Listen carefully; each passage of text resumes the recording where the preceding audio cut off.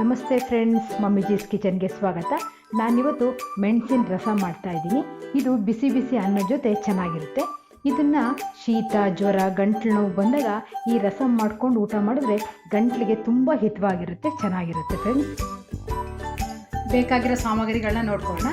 ಬೆಳ್ಳುಳ್ಳಿ 20 ಎಸಳು ಜಜ್ಜಿಟ್ಕೊಂಡಿದ್ದೀನಿ. ಈರುಳ್ಳಿ ಸಣ್ಣಕ್ಕೆ ಹೆಚ್ಚಿಟ್ಕೊಂಡಿದ್ದೀನಿ, ಒಂದು ಮೀಡಿಯಮ್ ಗಾತ್ರದ್ದು. ಅರಿಶಿನ ಪುಡಿ ಸ್ವಲ್ಪ, ಜೀರಿಗೆ ಪುಡಿ ಅರ್ಧ ಟೀ ಸ್ಪೂನು, ಮೆಣಸಿನ ಪುಡಿ ಅರ್ಧ ಟೀ ಸ್ಪೂನು, ಖಾರ ಪುಡಿ ಅರ್ಧ ಟೀ ಸ್ಪೂನು, ಕೊತ್ತಂಬರಿ ಪುಡಿ 1 ಟೀ ಸ್ಪೂನು, ರುಚಿಗೆ ತಕ್ಕಷ್ಟು ಉಪ್ಪು, 1 ಬೌಲು ತೆಳುವಾದ ಹುಣಸೆ ರಸ. ಈಗ ಮಾಡುವ ವಿಧಾನ ನೋಡ್ಕೊಳ್ಳೋಣ. ಒಲೆ ಮೇಲೆ ಪಾತ್ರೆ ಇಟ್ಟು ಸ್ಟವ್ ಹಚ್ಕೊಳ್ಳೋಣ. 2 ಟೀ ಸ್ಪೂನು ಎಣ್ಣೆ ಹಾಕ್ಕೊಳ್ಳೋಣ.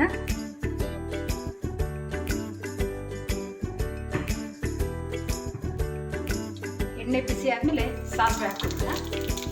ಸಾಸಿವೆ ಸಿಡಿದ ಮೇಲೆ ಬೆಳ್ಳುಳ್ಳಿ ಹಾಕ್ಕೊಳ್ಳೋಣ.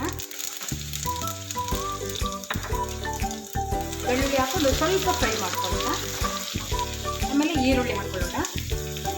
ಈರುಳ್ಳಿ ಕಂದು ಬಣ್ಣ ಬರೋವರೆಗೂ ಫ್ರೈ ಮಾಡ್ಕೊಳ್ಳೋಣ. ಒಂದೊಂದೇ ಪುಡಿಗಳನ್ನ ಹಾಕ್ಕೊಳ್ಳೋಣ. ಅರಿಶಿನ ಪುಡಿ, ಜೀರಿಗೆ ಪುಡಿ,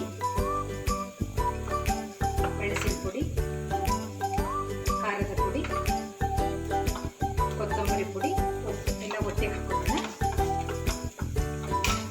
ಚೆನ್ನಾಗಿ ಕೈ ಆಡಿಸ್ಕೊಳ್ಳೋಣ.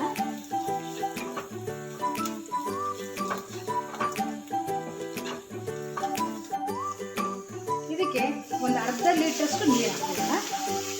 ನೀರು ಹಾಕೊಂಡು ಚೆನ್ನಾಗಿ ಕುದಿಯಕ್ಕೆ ಬಿಡೋಣ.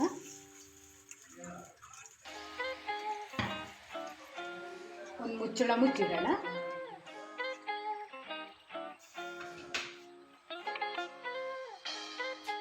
ಕುದಿ ಬರೋವರೆಗೂ ಕಾಯೋಣ. ಸ್ವಲ್ಪ ಕುದಿ ಬಂದಮೇಲೆ ಹುಣಸೆ ರಸ ಹಾಕೊಳ್ಳೋಣ. ಮತ್ತೆ ಮುಚ್ಚಳ ಮುಚ್ಚಿ ಇನ್ನೊಂದ್ಸರಿ ಕುದಿಸೋಣ. ನೋಡಿ ಫ್ರೆಂಡ್ಸ್, ಕುದಿ ಬಂದಿದೆ.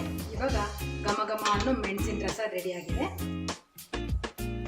ಇನ್ನು ಇಂತಹ ಬಗೆ ಬಗೆಯ ಅಡುಗೆಗಳಿಗಾಗಿ ನಮ್ಮ ಚಾನಲನ್ನು ಸಬ್ಸ್ಕ್ರೈಬ್ ಮಾಡಿ, ಪಕ್ಕದಲ್ಲಿರೋ ಬೆಲ್ ಐಕಾನನ್ನು ಕ್ಲಿಕ್ ಮಾಡಿ, ಶೇರ್ ಮಾಡಿ, ಕಮೆಂಟ್ ಮೂಲಕ ತಿಳಿಸಿ.